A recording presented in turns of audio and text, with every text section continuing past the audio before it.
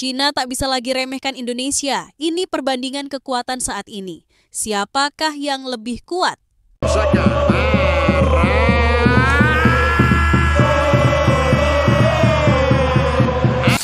Bulan Juni 2025 akan menjadi momen yang tak terlupakan bagi pecinta sepak bola nasional.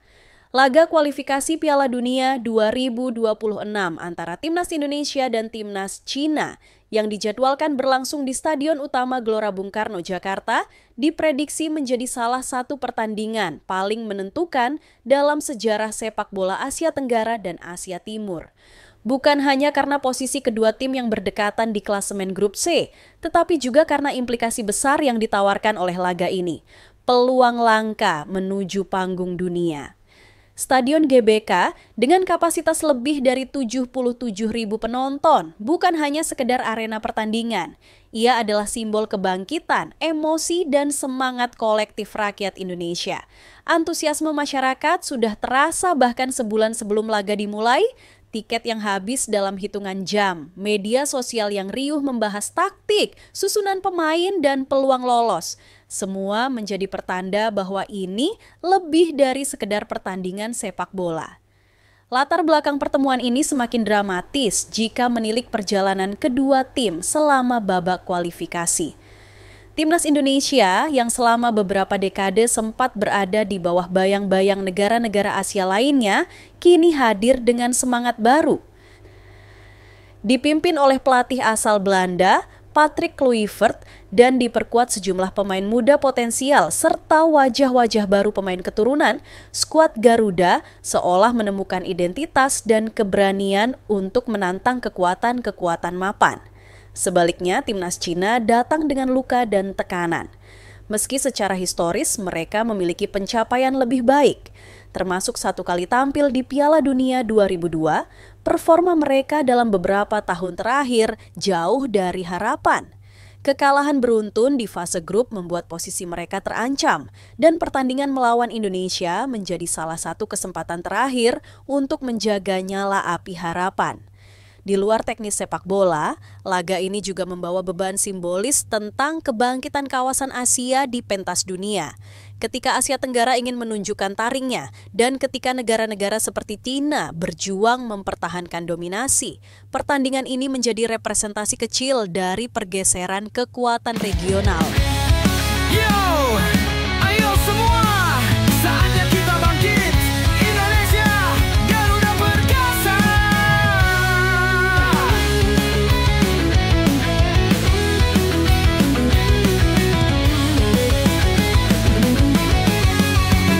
Ya, di atas langit biru kita terbang tinggi. Garuda berkibar penuh semangat hidup ini.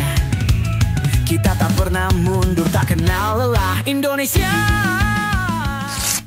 Fakta bahwa banyak pemain Indonesia kini bermain di liga-liga Eropa, mulai dari Belanda, Italia, hingga Amerika Serikat, adalah bukti konkret bahwa kualitas individu dan kepercayaan pasar terhadap talenta Garuda telah meningkat drastis.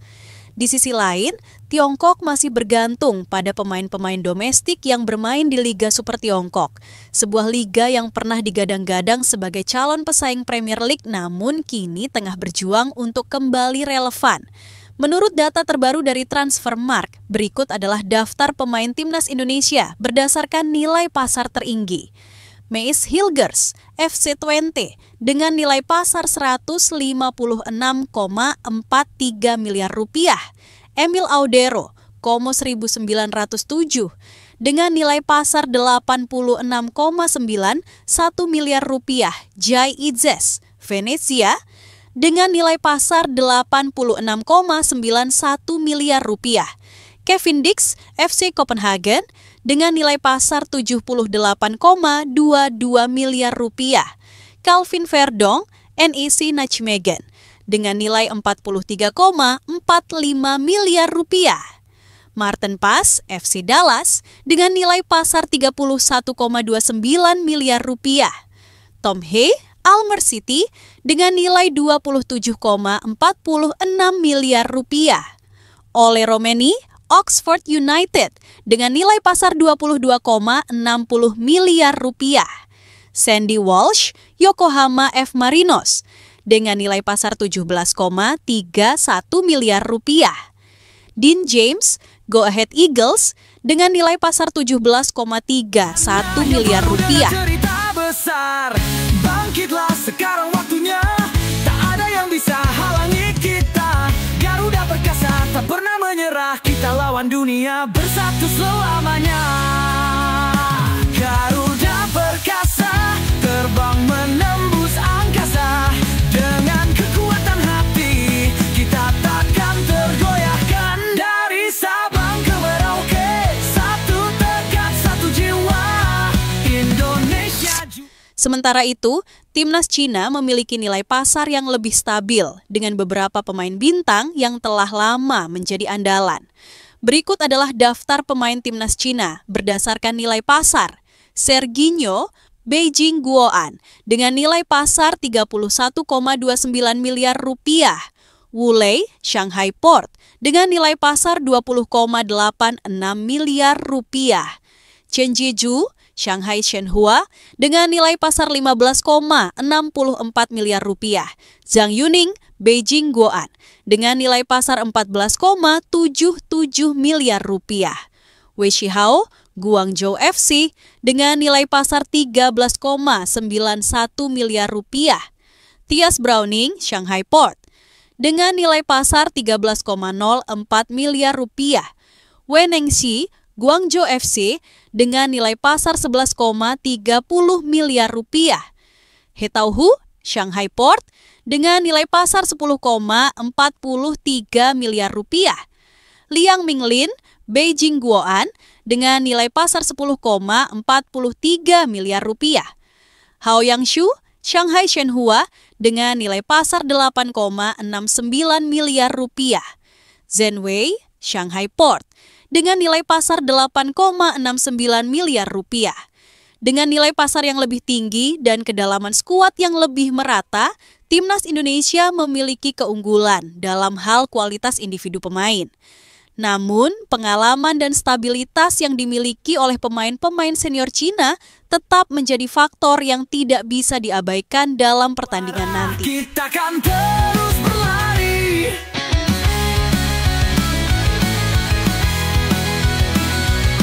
Bersatu dalam keberagaman kita satu. Jiwa kita besar takkan pernah runtuh. Berani hadapi rintangan tak gentar apapun Indonesia. Untukmu kami bertarung habis-habisan. Bangkitlah jangan pernah takut. Kita punya Garuda di dalam dada. Penuh semangat, penuh jiwa. Timnas Indonesia menghadapi laga ini dengan kepercayaan diri yang tinggi. Dalam dua pertandingan krusial mereka, pasukan Garuda mencatat kemenangan yang tidak hanya penting secara poin, tetapi juga secara psikologis. Kemenangan 1-0 atas Bahrain pada bulan Maret 2025 menjadi bukti bahwa Indonesia tidak hanya mampu bersaing di level Asia, tetapi juga mampu mengontrol jalannya pertandingan dengan efektif. Gol tunggal dari Ole Romeni bukan hanya membuka skor, tapi juga membuka pintu keyakinan baru bagi para pendukung. Namun, yang paling membekas adalah kemenangan fenomenal atas Arab Saudi dengan skor 2-0 pada November 2024. Dua gol dari Marcelino Ferdinand menjadi titik balik dalam kepercayaan diri kolektif tim. Di laga tersebut, Indonesia tidak bermain bertahan. Mereka menyerang, menekan, dan bermain layaknya tim besar.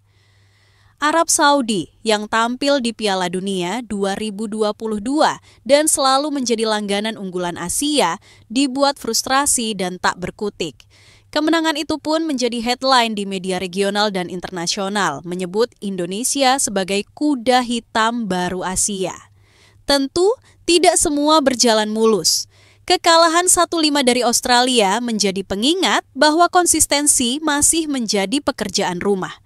Di laga itu, Indonesia terlihat kehilangan organisasi pertahanan dan kurang efektif dalam bertahan dari tekanan tinggi lawan. Indonesia kami kan selalu berjuang.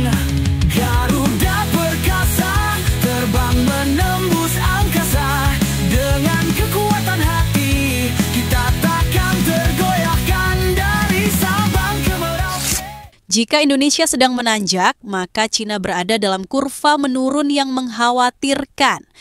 Dalam 2 laga terakhirnya, Tiongkok menderita 2 kekalahan telak yang menyakitkan. Pertama, mereka dikalahkan Arab Saudi dengan skor 0-1. Kemudian dibungkam Australia 0-2. 2 laga tanpa gol, tanpa dominasi, dan tanpa arah permainan yang jelas.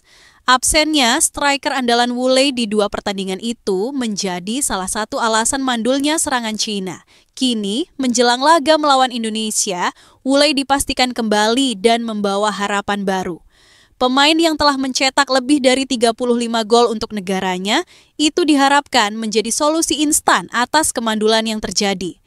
Namun, pertanyaannya, apakah satu pemain cukup untuk menyelamatkan seluruh sistem yang sedang tidak berjalan?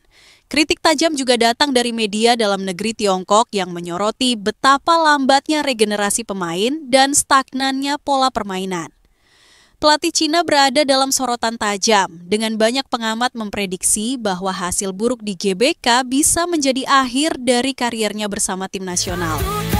Satu jiwa, Indonesia juara, kita kan terus berlari. Ini saatnya, ini waktunya. Tak ada yang bisa menahan langkah kita. Dengan Garuda kita berlari. Pertandingan di GBK nanti akan menjadi ujian sebenarnya, apakah Indonesia mampu mempertahankan momentumnya atau Cina justru bangkit dari keterpurukan dan menulis ulang naskahnya sendiri.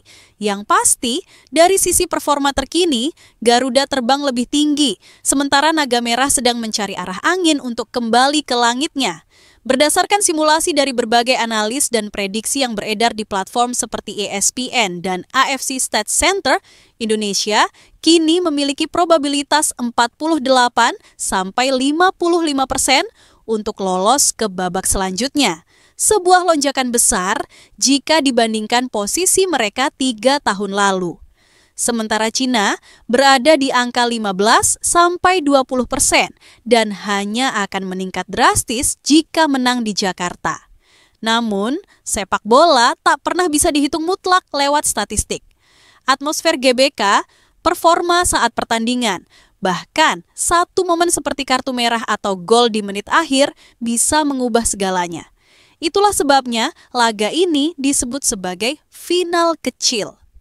Karena siapa yang menang, dialah yang tetap hidup dalam perjalanan menuju Amerika, Kanada, dan Meksiko, tuan rumah Piala Dunia 2026. Maju, satu suara, satu jiwa, kita takkan berhenti.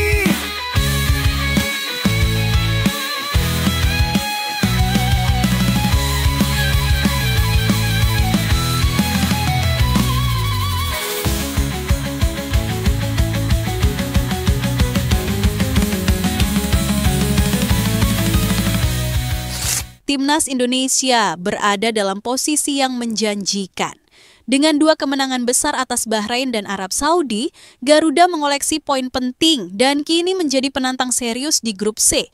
Yang membuat publik optimistis adalah cara bermain Indonesia, menyerang, terorganisir, dan percaya diri. Tim asuhan Patrick Kluivert tak lagi sekedar bermain bertahan dan berharap serangan balik. Mereka kini menjadi tim yang bisa mengontrol tempo dan memaksakan gaya main sendiri. Dengan komposisi pemain yang sebagian besar tampil reguler di Eropa, Indonesia memiliki keunggulan dalam hal intensitas permainan dan pengalaman menghadapi tekanan. Tak heran bila analis sepak bola Asia mulai menempatkan Indonesia sebagai kandidat kejutan, negara Asia Tenggara pertama sejak 2002 yang punya peluang nyata lolos ke Piala Dunia melalui jalur kualifikasi. Garuda perkasa terbang menembus angkasa. Dengan kekuatan hati kita takkan tergoyahkan. Dari Sabang ke Merauke, satu tekad, satu jiwa, Indonesia juara, kita kan terus berlari. Garuda perkasa Indonesia. Pertandingan Indonesia versus Cina bukan cuma laga kualifikasi. Ini adalah panggung pembuktian. Apakah Garuda siap mencetak sejarah atau justru Naga Merah yang bangkit? Kalau kamu percaya timnas Indonesia bisa terbang lebih tinggi, jangan lupa like, tulis pendapatmu di kolom komentar, dan tentu saja subscribe channel ini untuk update terbaru seputar sepak bola Asia dan timnas Garuda. Sampai jumpa di video selanjutnya.